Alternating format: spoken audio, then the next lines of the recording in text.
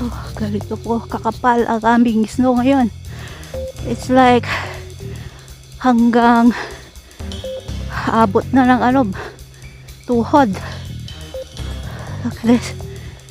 Oh, pero may stock dyan na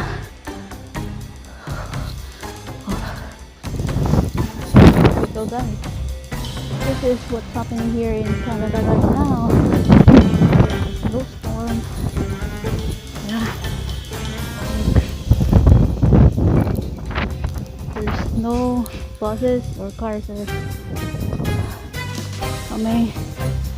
So yeah, I'm the only one person here. There are 3 persons here like walking, but they can't walk because the snow is too thick and very high, too high for us.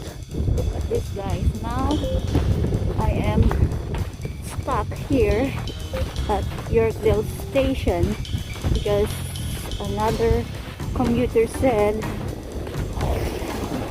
there's no train running, so that's why I need to abort my work and I'm on my way home, and now I'm walking. Maybe how many kilometers I will walk in this kind of weather. Oh my God. Okay. Very terrible. There's a please. Yung mga sasakyan dyan na na-stuck na kasi they cannot move. Dito na lang kami sa lansangan naglalakad kasi hindi kami makalakad sa sidewalk because you see it's high. Look at that.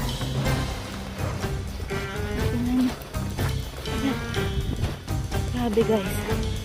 So see you later guys, and should be safe. Everybody will be safe.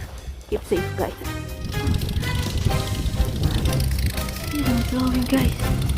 Yeah. Tignan nyo oh.